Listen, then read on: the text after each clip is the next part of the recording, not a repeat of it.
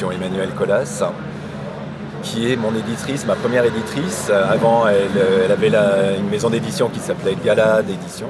Et puis elle a ouvert cette nouvelle maison d'édition, donc les éditions Emmanuel Colas, qui fait partie en fait d'un collectif d'éditeurs indépendants regroupés autour des éditions Alcarrière. Ça c'est pour vous situer un peu les choses. Mais bon, je travaille toujours avec la même personne. Elle m'est fidèle et je lui suis fidèle. Et puis c'est quelqu'un de très exigeant. Donc on travaille bien ensemble. Et donc c'est un roman d'aventure qui se déroule au XIXe siècle, un XIXe siècle réel, mais auquel je rajoute des éléments complètement imaginaires. Donc, par exemple, le royaume d'Arayem, et puis cette île qu'on appelle la Célébie, qui s'appelle la Célébie, sur laquelle vivent les 5 tribus, avec des coutumes propres. Et donc un jeune ingénieur hydraulicien est chargé par le royaume d'Arayem d'aller irriguer les terres arides de l'Onc. C'est les terres d'une des tribus qui se situe au sud de l'île. C'est une très très grande île.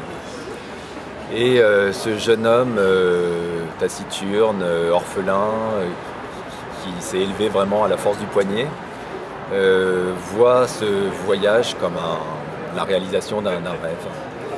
Et il va se découvrir tout en découvrant cette terre avec ses coutumes ancestrales, ses légendes, ses mythes.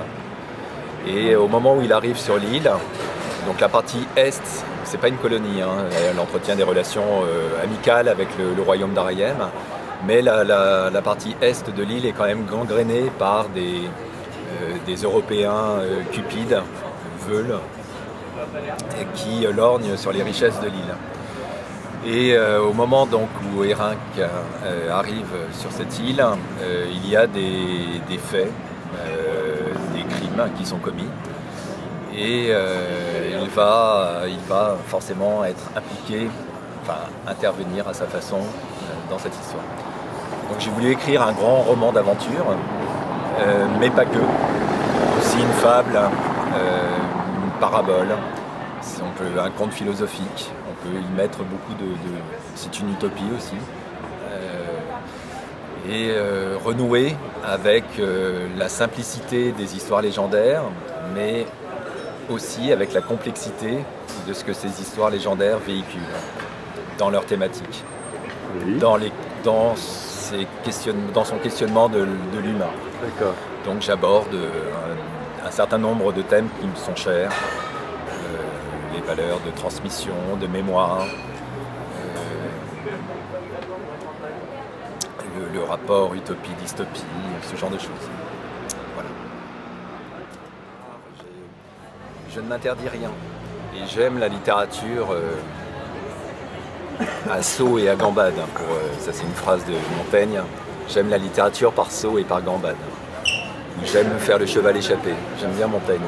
Donc je navigue comme ça de l'Antiquité même, le Moyen-Âge, la Renaissance, le XXe, la littérature contemporaine. J'essaye de me tenir au courant le plus possible aussi, mais il y a tellement de productions et j'ai des amis écrivains, etc. Donc c'est dur de tout lire, parce que je garde aussi, comme je continue de donner des cours, je donne des cours particuliers. J'ai quitté l'éducation nationale, mais oui. je continue parce que j'aime transmettre. Oui, j'ai la passion de l'enseignement, j'ai la passion du don. Mais l'écriture, ça rejoint ça aussi quelque part. L'acte quand on crée, c'est purement égoïste parce que c'est avant tout une démarche personnelle, une sorte de quête. On essaye de trouver des réponses à des questions que l'on se pose, on poursuit une quête esthétique. Et une fois que le livre est fait, est terminé, là on commence à envisager le don. Moi je ne pense jamais au lecteur quand j'écris, je ne fais pas du commercial, quoi. Enfin, c'est pas moi, mais après on y pense quand on retravaille, parce que il y a une notion de travail énorme dans l'écriture qu'on oublie trop souvent. Et j'avais du mal à le faire passer, à le faire comprendre à mes élèves d'ailleurs.